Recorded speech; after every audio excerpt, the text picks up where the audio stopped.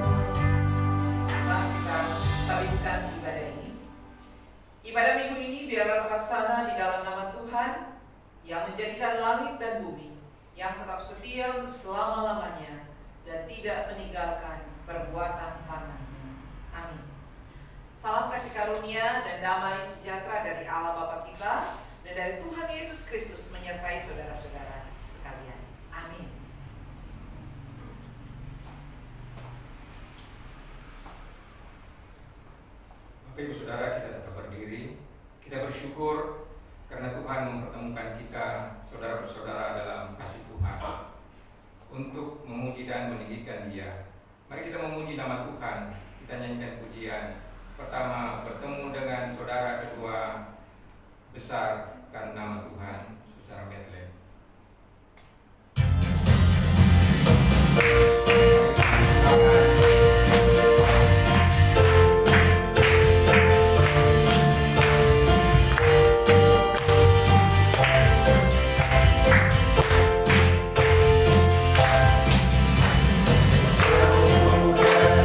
Saudara dalam kasih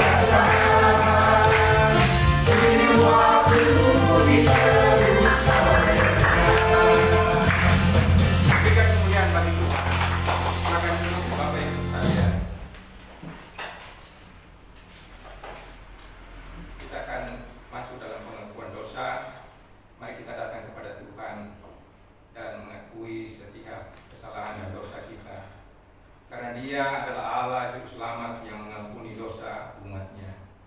Firman Tuhan dalam kitab Yesaya 43 ayat 35 berkata, Akulah Dia yang menghapus dosa pemberontakanmu, oleh karena Aku sendiri, dan Aku tidak mengingat dosamu. Mari kita mempersiapkan diri untuk mengaku dosa di hadapan Tuhan. Kita menyanyi dari pujian, hanya Tuhan yang tahu semuanya.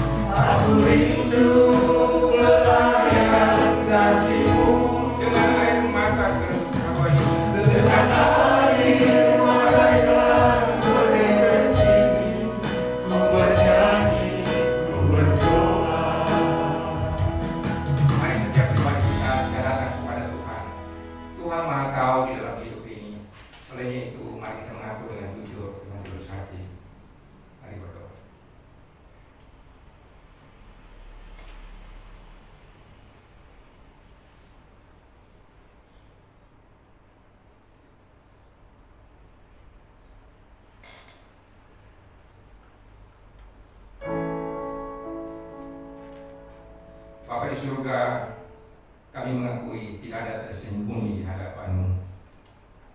Bila kami ada hingga hari ini, itu hanya karena anugerah Tuhan. Tetapi Tuhan, kami menyadari di dalam menjalani hari-hari hidup ini, kami sering melakukan apa yang tidak dikehendaki oleh Tuhan. Kami sering tidak taat atas perintah dan ketetapan-Mu Bapa. Dan kami selalu mengulangi apa yang menjadi perkara di dalam kehidupan ini dan dosa di hadapan Tuhan.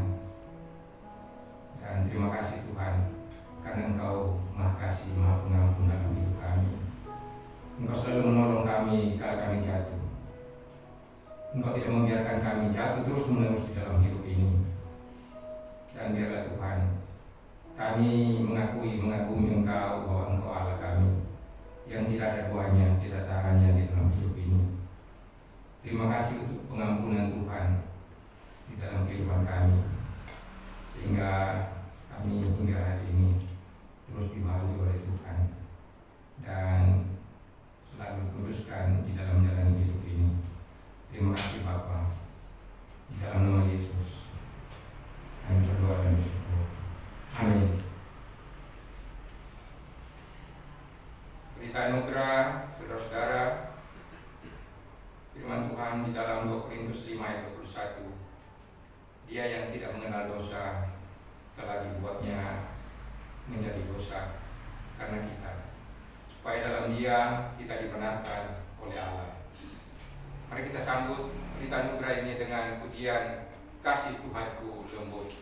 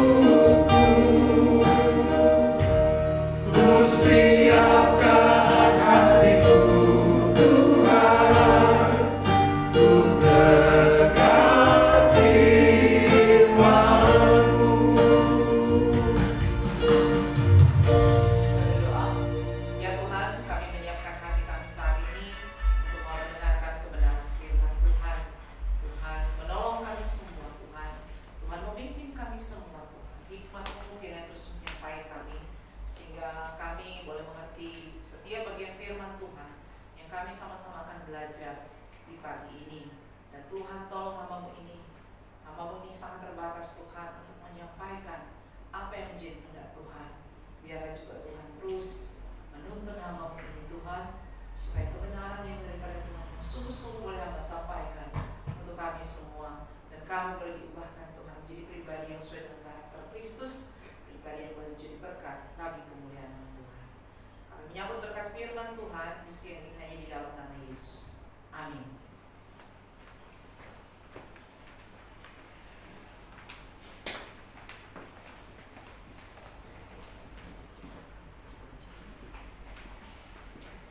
Bapak Ibu Saudara dikasih Tuhan, kehidupan kita tidak lepas dari yang namanya waktu, ya. Kalau berbicara waktu, pasti akan menimbulkan pertanyaan, kapan? Kita seringkali mendengar kata kapan, mulai dari hal yang sangat ringan sampai hal yang sangat berat. Kapan sampai, ya, kapan pergi, atau mulai kapan mau menikah. Setelah menikah, kapan punya anak? Setelah punya anak, kapan mau tambah lagi, dan seterusnya, ya. Tidak pernah lepas yang dari namanya pertanyaan kapan, dan pasti itu membutuhkan jawaban dari pertanyaan kita. Bahkan juga mungkin ada di antara kita yang belum dan tidak, atau belum dan tidak sama sekali mendapatkan jawaban dari berbagai pertanyaan kita. Ada di antara kita yang saat ini sedang menantikan jawaban Tuhan untuk dilepaskan daripada pergumulan atau cengkeraman masalah yang tak berujung. Dan kita bertanya, kapan Tuhan? Kapan Tuhan?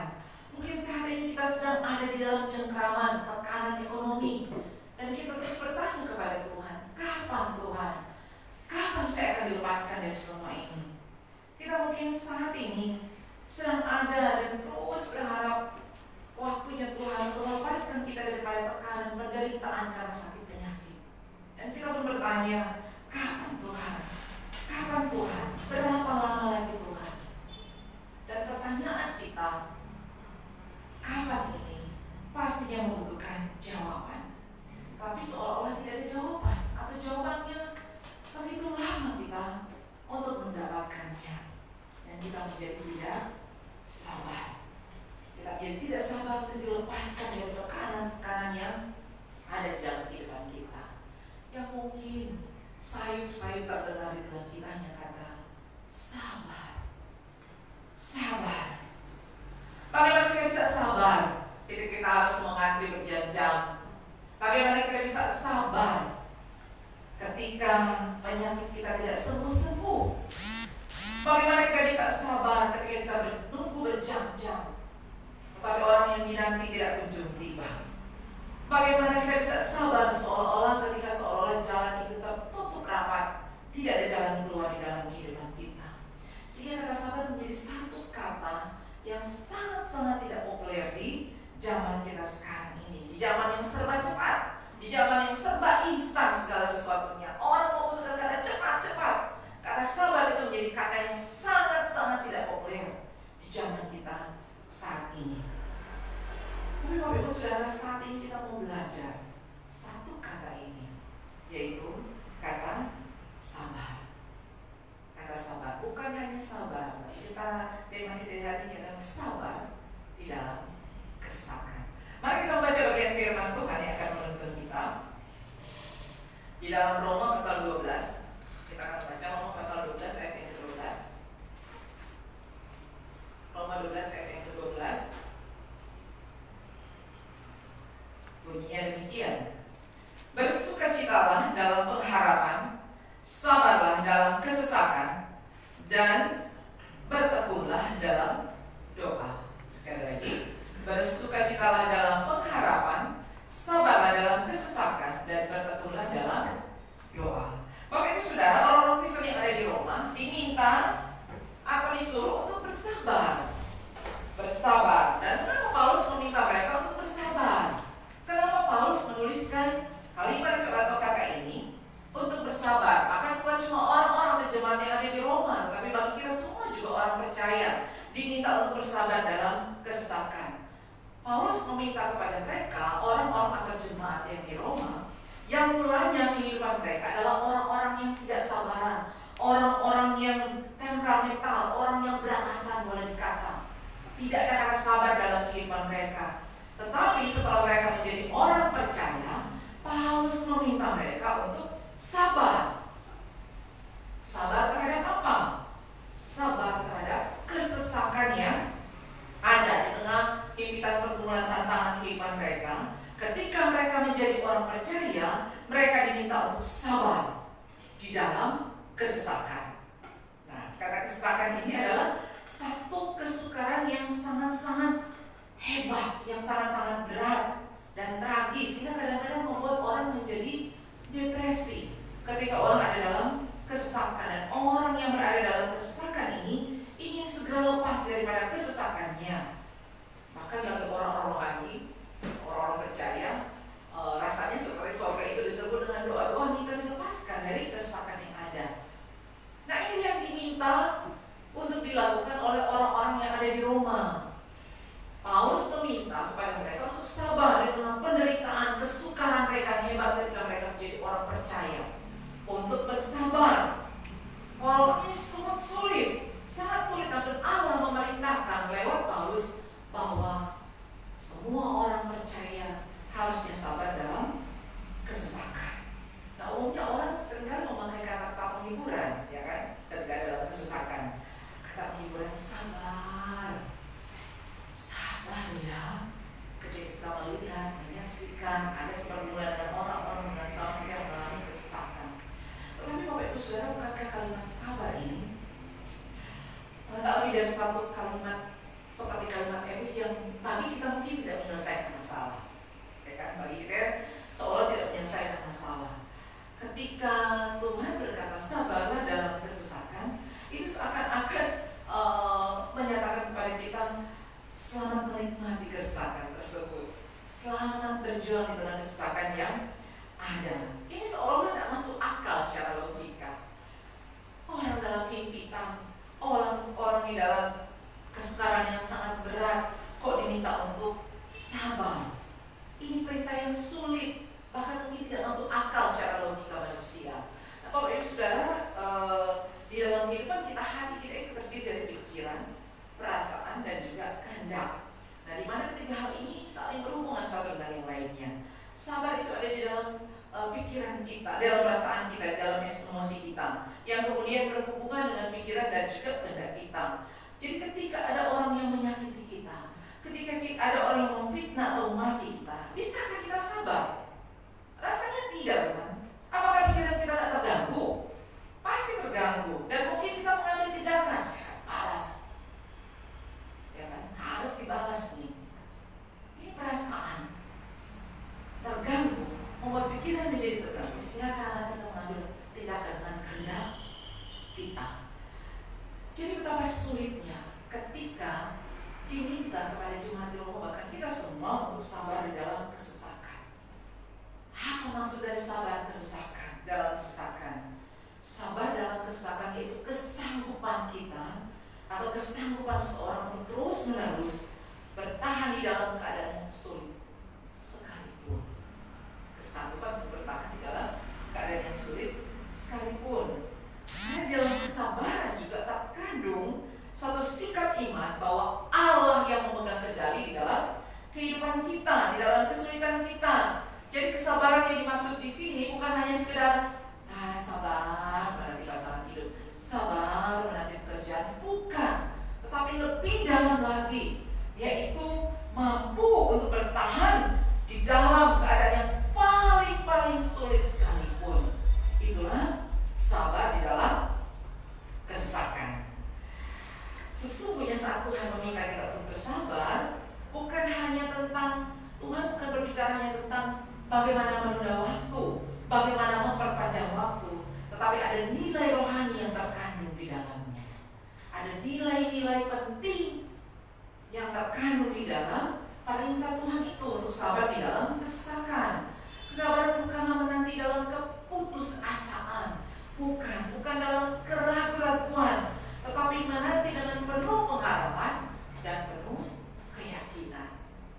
Itulah yang Tuhan mau minta kepada kita. Seorang teolog menggambarkan mengenai sabar dalam kesesakan ini, ketika sepotong bambu, ada sepotong bambu yang cukup kecil tetapi panjang, dipotong, tubuhnya dipotong dan dipotong, dia terus mengeluh, ya kan? Ini penggambaran sebatang bambu ini dipotong. Bukan hanya dipotong, dia sudah mengeluh kesakitan ketika dipotong, tetapi juga apa? Dia dilubangi, dan dia tambah mengeluh.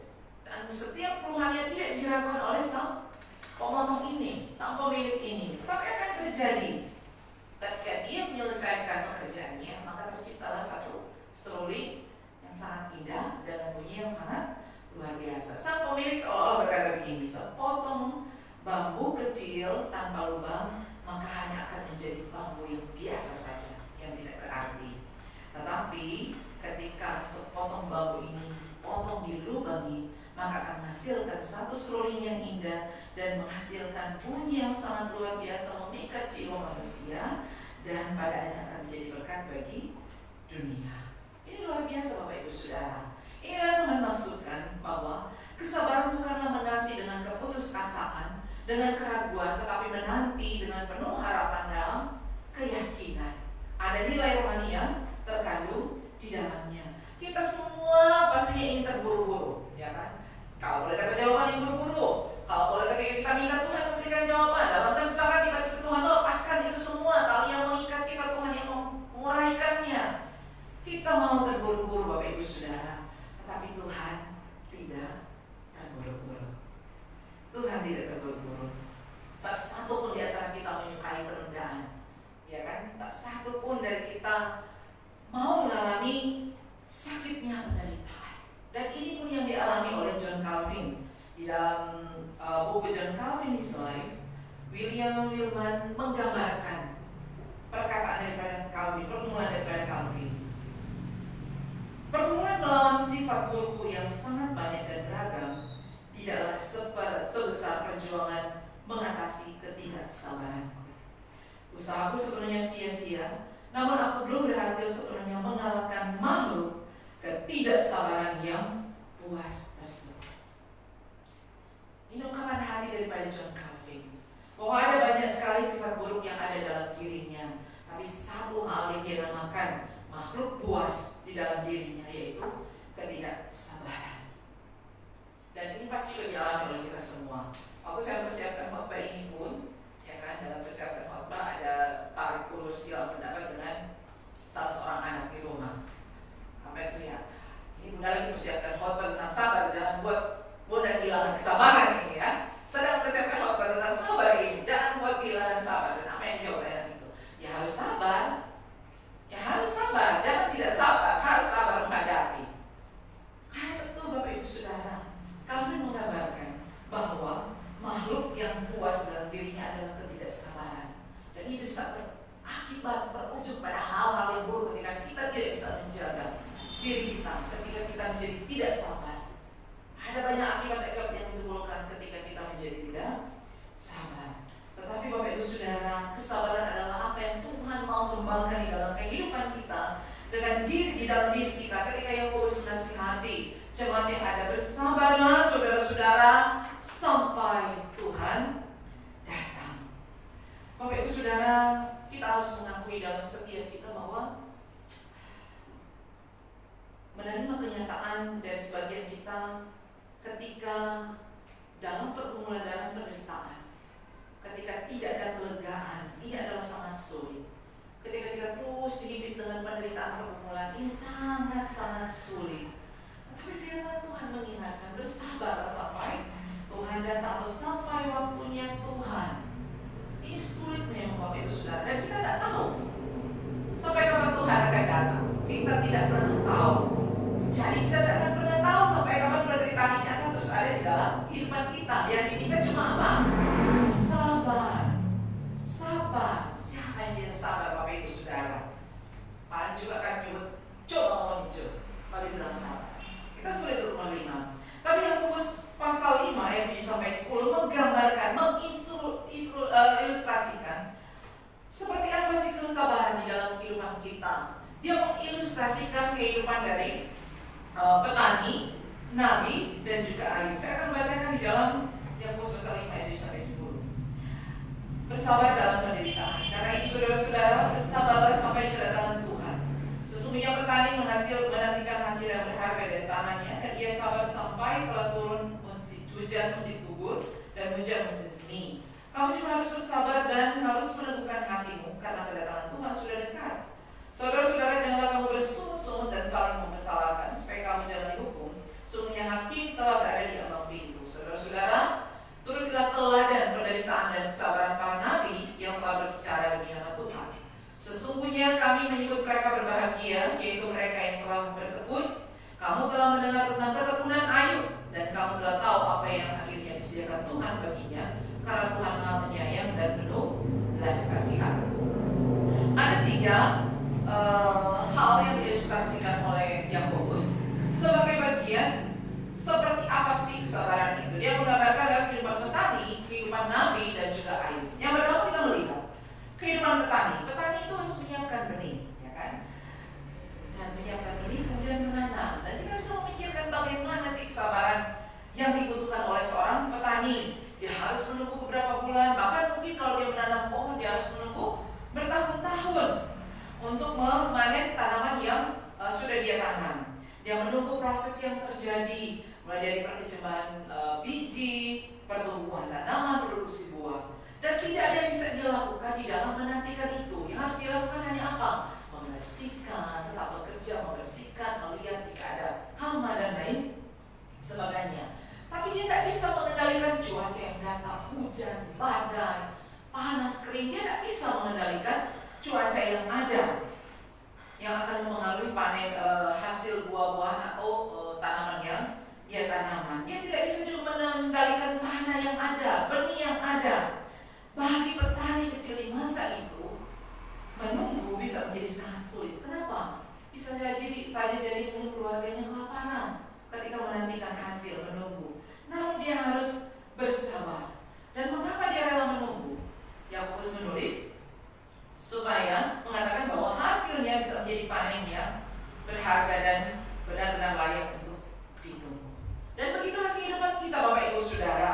Tuhan menanam benihnya di dalam kehidupan kita. Dia mengawasi, menunggu untuk bertumbuh, dan kita harus bersabar juga untuk menanti prosesnya sehingga menghasilkan panenan yang luar biasa, ya kan? Panen-panen kebenaran di dalam kehidupan kita. Kemudian Yakobus juga menggambarkan dengan kehidupan para nabi. Bapak Ibu Saudara, kita tahu bahwa para nabi pastinya para nabi yang hidup benar berjalan sesuai dengan kehendak Tuhan.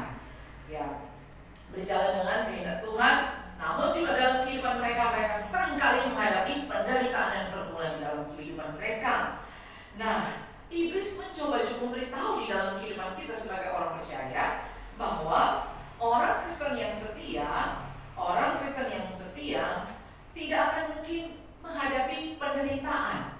Ini pikiran-pikiran daripada iblis bagi kita semua, ya kan? Pikiran iblis. Nah, penderitaan kita pasti merupakan indikasi bahwa kita hidup di luar kehendak Tuhan, bahwa kita berdosa atau kita tidak setia, sehingga itu yang terus mengikuti kehidupan kita, bahkan bisa merubah kesetiaan kita. Tetapi kalau kita lihat teladan para nabi membuktikan bahwa apa? Penderitaan kita karena kesetiaan kita, bukan karena ketidaksetiaan kita.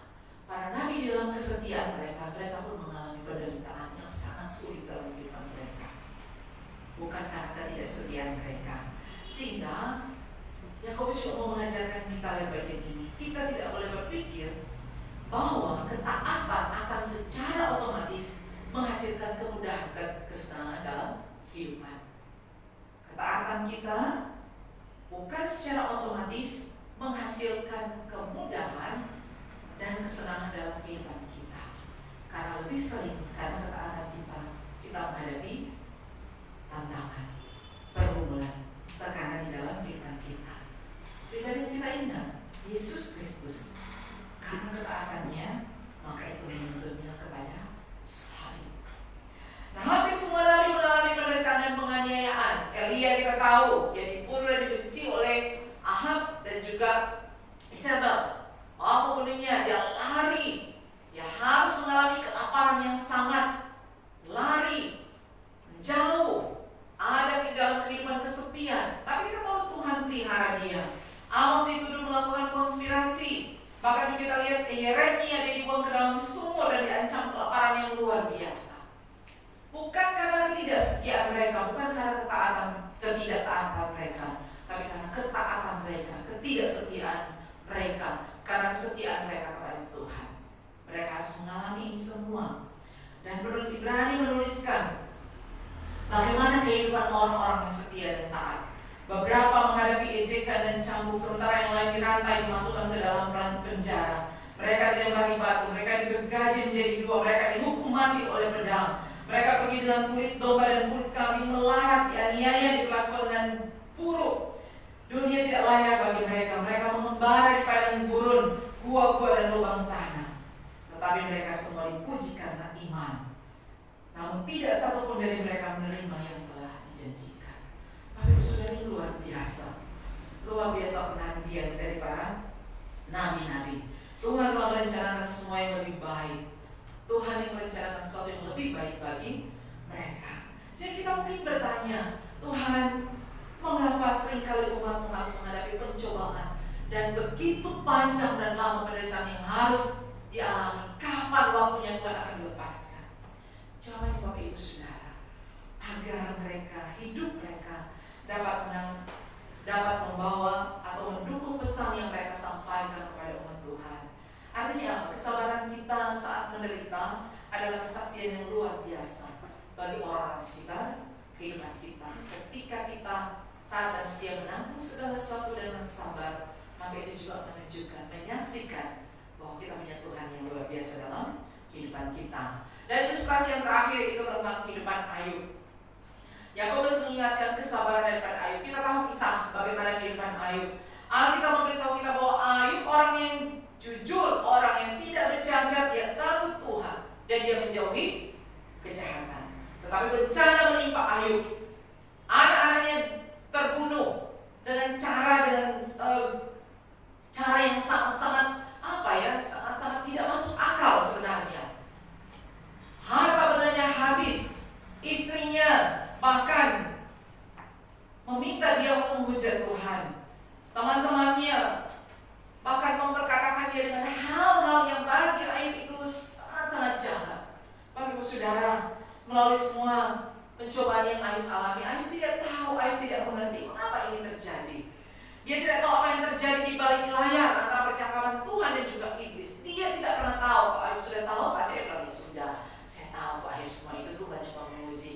Tapi Ayub tidak pernah tahu apa yang ada di balik layar yang terjadi menjadi percakapan antara Allah dengan iblis. Dan meskipun Ayub mempertanyakan Tuhan, ia tidak meninggalkan imannya. Pernyataan Ayub, meskipun dia membunuhku, namun aku tetap berharap pada Tuhan. Itu perkataan Ayub, dan kita tahu pada akhirnya Ayub dipulihkan. Bapak Ibu Saudara, pembelajaran dari ketiga ilustrasi tadi, seperti petani kita harus terus bekerja, terus aktif. Bersabar bukan berarti sabar yang pasif, tetapi aktif, tetap bekerja. Tetap bekerja, tekun bekerja, menunggu panen. Seperti para nabi, kita harus setia dan terus bersaksi sekalipun di dalam penderitaan seolah ada jalan keluar. Dan seperti Ayub, kita harus tetap percaya meskipun kita tidak mengerti. Meskipun kita tidak mengerti. Dan kita semua Bapak Ibu Saudara pastinya ingin menjadi pribadi yang sabar. Menjadi pribadi yang sabar. Memang betul, ilustrasi yang Yakobus sampaikan tentang ketiga hal ini sangat membantu kita. Tapi Bapak Ibu Saudara, pribadi yang luar biasa, contoh kesabaran yang luar biasa, teladan yang luar biasa diberikan oleh siapa? Yesus Kristus. Yesus menghadapi berbagai macam hal di dalam kehidupan yang harusnya membuat dia kehilangan kesabaran. Ketika dia menghadapi murid-muridnya dengan ketidakpercayaan mereka, berulang-ulang kali tanda, mereka terus mempertanyakan dia, meragukan. Bahkan kita tahu bagaimana kehidupan murid-murid di akhir kehidupan Yesus. Ada yang mengkhianati, ada yang menyangkali dia, mereka melarikan diri dari dia. Tapi Yesus tetap sabar, Bapak Ibu Saudara. Orang-orang di sekitarnya yang pertama-tama mengeluhkan dia, Hosana, Hosana. Tapi mereka yang berteriak-teriak, salibkan dia. Tapi Yesus tetap sabar. Yesus berkata apa? Ya Bapa, ampunilah mereka karena mereka tidak tahu apa yang mereka lakukan. Inilah teladan kesabaran yang sangat-sangat luar biasa yang diberikan oleh Tuhan kita. Dia tetap sabar.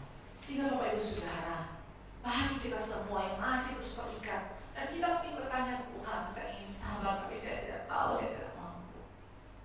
Selain teladan ini kita ingat Bapak Ibu Saudara, ketika kita mengaku percaya Yesus Kristus adalah Tuhan dan Juru Selamat, menjadikan Dia Tuhan di dalam kehidupan kita, bukankah Roh Kudus berdiam di dalam hati kita? Dan kesabaran yang ada di dalam hidup kita adalah buah dari Roh Kudus. Hanya kesabaran yang buah dari Roh Kuduslah akan menyanggup memampukan kita untuk tetap sabar menghadapi tantangan kesesakan yang ada dalam kehidupan kita. Kesabaran yang ada di dunia ini hanyalah sementara. Sabar yang tidak akan sanggup menghadapi kesesakan yang ada dalam kehidupan kita. Tapi Bapak Ibu Saudara, kesabaran yang dimiliki oleh orang-orang percaya sebagai buah-buah daripada Roh Kudus, bagaimana terus dalam Galatia 5:5. Itulah yang akan memampukan kita, karena Roh Kudus ada dan berdiam di dalam kehidupan kita, yang terus bekerja membentuk karakter kita menjadi karakter yang serupa Kristus yang sabar. Apa yang harus kita lakukan Bapak Ibu Saudara? Hanya mentaati Roh Kudus bekerja di dalam hidup kita. Ketika Roh Kudus berbicara untuk sabar, untuk diam ketika kita dianiaya, ketika kita menghadapi tekanan yang begitu sulit, yang harus kita lakukan hanya apa? Taat untuk berdiam diri. Ketika Roh Kudus mengingatkan kita untuk mencari Tuhan dan kehendaknya, berdoa dengan sungguh-sungguh kepada Tuhan, menyerahkan hidup kita kepada Tuhan, alih-alih kita membalas dengan perkataan yang lebih menyakitkan kepada orang-orang yang menyakiti kita. Taatilah Roh Kudus yang ada di dalam diri kita untuk sabar, sehingga lewat itu semua akan membentuk pribadi kita, karakter kita menjadi karakter yang serupa dengan Kristus. Yang harus kita lakukan hanya taat kepada tuntunan Allah. Kesabaran itu bukan instan Bapak Ibu Saudara, bukan simsalabim, bukan. Tapi proses pembentukan Roh Kudus dalam diri kita untuk menjadikan kita semakin kuat, sabar menghadapi segala situasi yang ada. Kita mungkin marah ketika ada hal yang tidak berkenan atau tidak sesuai dengan kebenaran firman. Kita bisa marah, tapi kita harus sabar untuk menghadapi segala sesuatunya. Saya akan menutup khotbah ini dengan satu kisah yang luar biasa. Di satu waktu seorang anak dilahirkan dengan keluarga, anak yang sangat dinantikan. Apa yang terjadi? Yang dilahirkan, ternyata anak yang lahir itu adalah anak yang begitu kecil, hanya mungkin seukuran genggaman tangan, kan begitu kecil, mungkin sekepal tangan lah. Dan itu mengagetkan keluarganya. Dokter berkata bahwa anak ini tidak akan bisa bertahan sampai malam. Apa yang terjadi? Anak ini bertahan sampai besok. Dokter berkata lagi, anak ini tidak akan bertahan sampai seminggu. Apa yang terjadi? Anak ini bertahan sampai umur 12 tahun. Bagi keluarganya, anak ini adalah kesalahan. Bagi keluarganya, anak ini adalah produk yang gagal di tengah-tengah kehidupan keluarga. Kakak-kakaknya bertumbuh normal. Anak ini dari sejak lahirnya sampai dia berusia 12 tahun, dia begitu kecil. Anak sangat-sangat kecil. Tapi anak ini adalah anak yang sangat periang. Anak yang membolehkan sangat luar biasa. Begitu rajin mengikuti kegiatan di gereja, dia sangat rajin mengikuti sekolah minggu, rajin beribadah. Ada satu keyakinan yang tumbuh di dalam diri anak ini, sekalipun dia sering ditolak oleh keluarganya. Keluarganya mengabaikan dia, pokoknya tidak peduli. Dia punya seorang sahabat yang bernama Joe. Anak ini bernama Simon. Dan ini kisah nyata Bapak Ibu Saudara, terjadi benar. Anak ini bertumbuh sangat kecil, temannya Simon seumuran, bertumbuh tinggi, tegap. Mereka bersahabat. Simon bisa menerima keberadaan Joe bisa menerima keberadaan Simon. Sekalipun teman-temannya mengejek, tapi Joe ini sangat menerima Simon. Bahkan ibunya Joe begitu menyayangi Simon dan sudah menganggapnya sebagai anaknya sendiri. Simon sering diabaikan di tengah keluarga. Ibunya menyambut, membuatkan mantel, memeluknya, memberikan ciuman. Dan dia sangat bersuka cita karena ada orang yang mengasihi dia. Simon sering bertanya pada guru sekolahnya minggunya, bertanya dan memberikan pernyataan.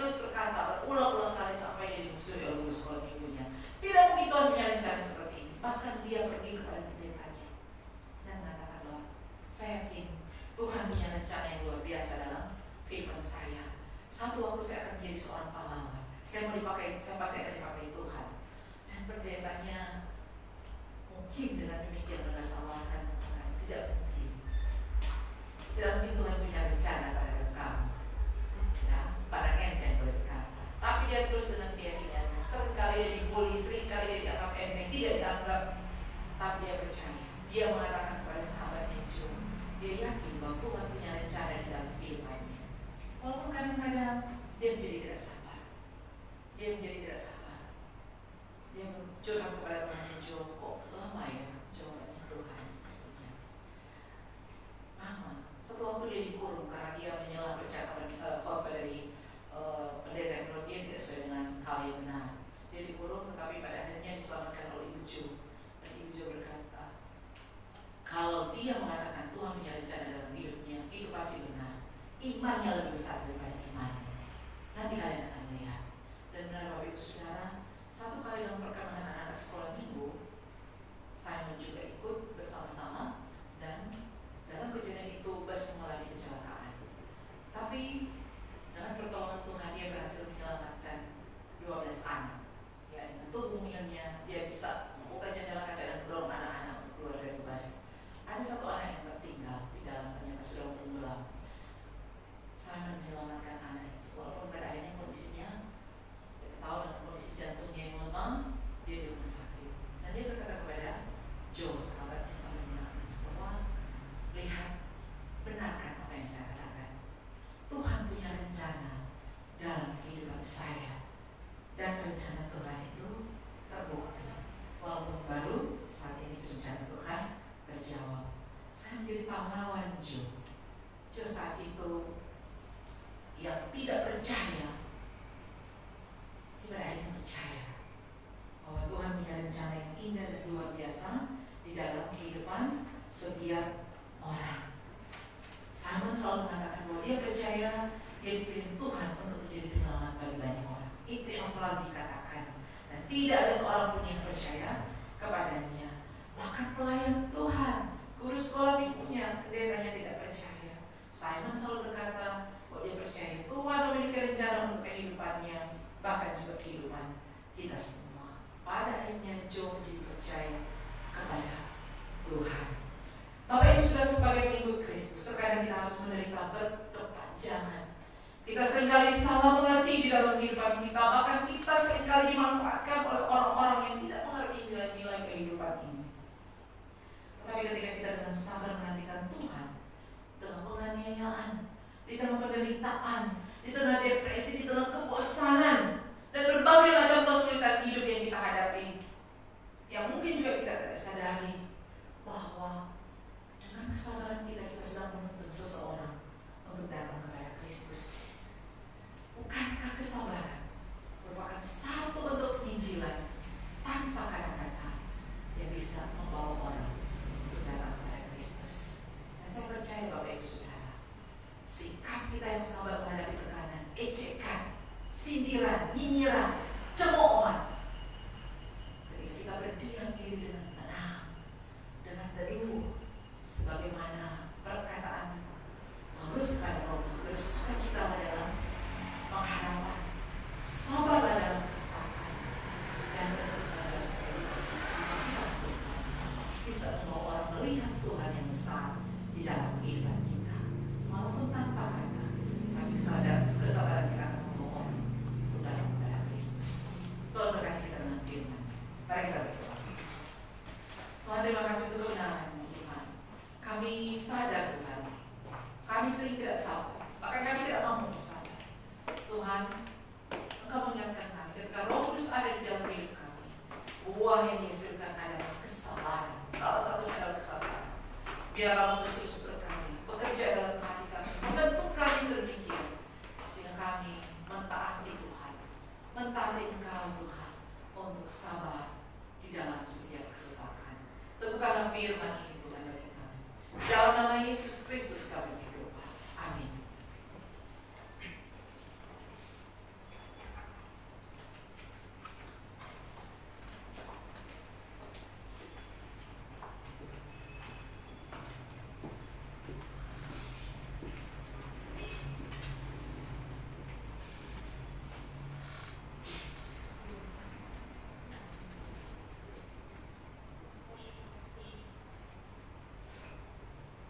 Bapak Ibu yang diberkati Tuhan, kita akan mengaku iman kita dengan pengakuan iman yang sulit. Mari kita bangkit berdiri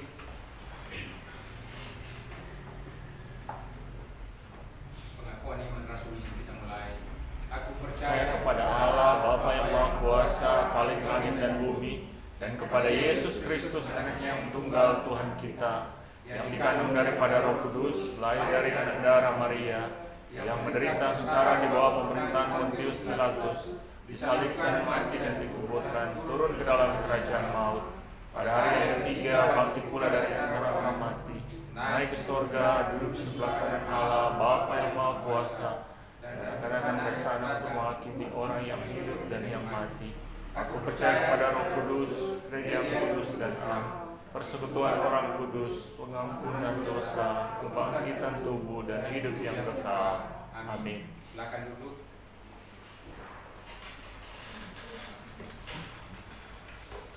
Ini kesempatan untuk kaum perempuan untuk membawakan pujian.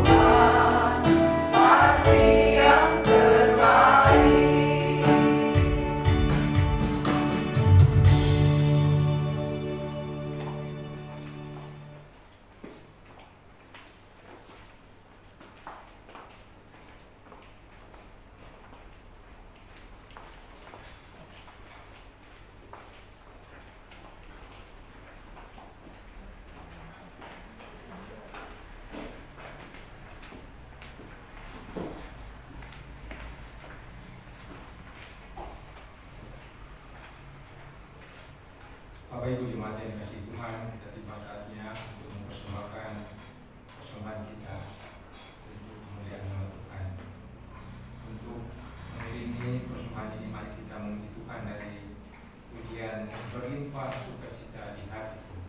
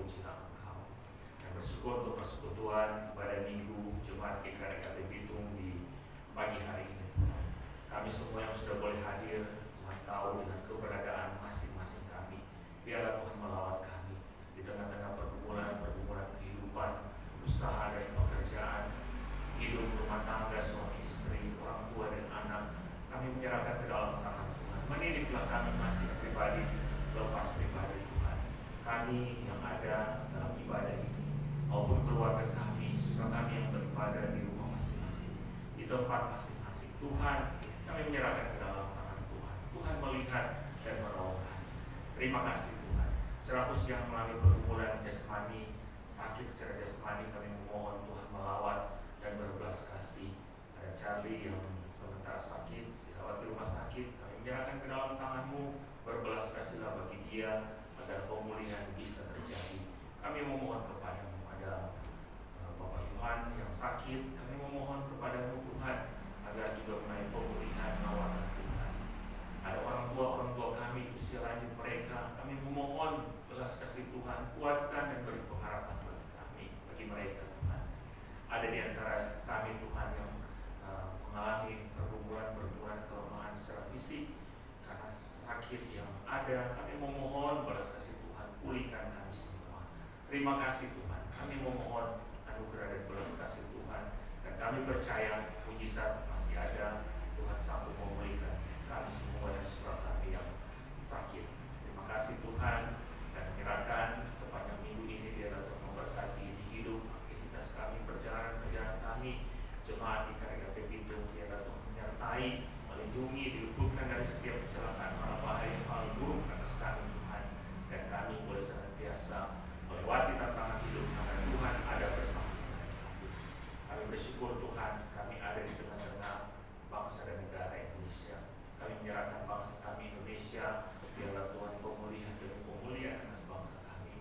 Berkati para pemimpin kami, berkati para pemimpin kami yang percaya kepadamu, agar mereka boleh berteladan di tengah-tengah bangsa kami.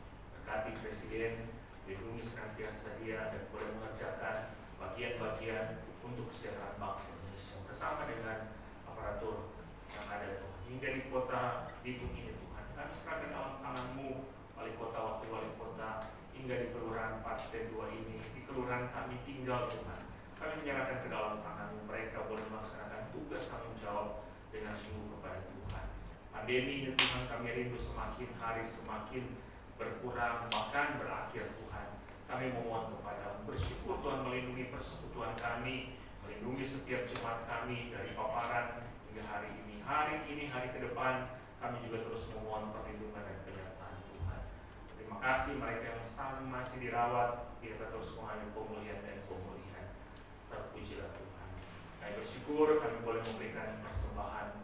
Berkati setiap persembahan yang sudah kami bawa di hari ini Tuhan, dan hari-hari ke depan. Ada banyak berkat yang boleh kami terima. Biarlah Tuhan memberkati setiap persembahan syukur, persembahan persepuluhan, bahkan persembahan hidup kami, memberikan waktu dan tenaga kami bagi Tuhan. Biarlah Tuhan menolong dan memberkati itu, dan kami boleh senantiasa mempersembahkan hidup kami sebagai persembahan yang hidup, kudus dan berkenan kepada-Mu. Terima kasih Tuhan, terpujilah Engkau. Kami menyerahkan ke dalam tangan Tuhan yang penuh kasih. Gereja ini boleh menjadi berkat bagi banyak orang. Kami memohon kepada-Mu Tuhan, tambahkan jiwa-jiwa baru, tambahkan jemaat-Mu Tuhan, dan biarlah kami boleh saling peduli, saling memperhatikan satu dengan yang lain. Tuhan menolong kami semua. Terpujilah Engkau. Ini doa kami, ini syukur kami, karena kami bawa hanya di dalam nama Tuhan Yesus Kristus yang mengajar kami berdoa bersama-sama. Bapa kami yang di sorga, dikuduskanlah nama-Mu, datanglah kerajaan-Mu, jadilah di sorga. Berikanlah kami pada hari ini makan kami yang secukupnya, dan ampuni akan segala kesalahan kami, ketika Kami ampuni orang yang bersalah kepada kami, dan jangan bawa kami ke pencobaan, tapi lepaskan kami daripada yang jahat, karena Kau yang punya kerajaan dan kuasa dan kemuliaan sampai selama-lamanya. Amin.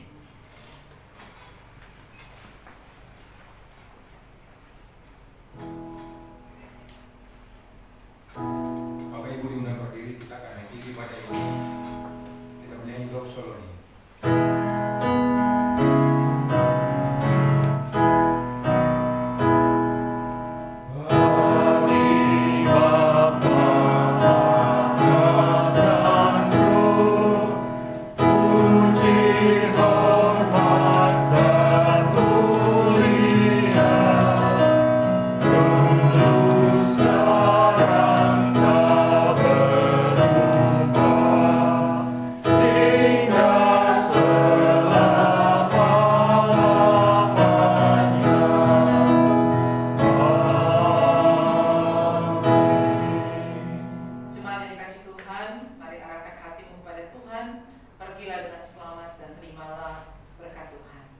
Kasih karunia dan damai sejahtera dari Allah Bapa kita, anugerah keselamatan dari Yesus Kristus, serta pertolongan Roh Kudus kiranya menyertai kehidupan kita di hari ini sampai selama-lamanya.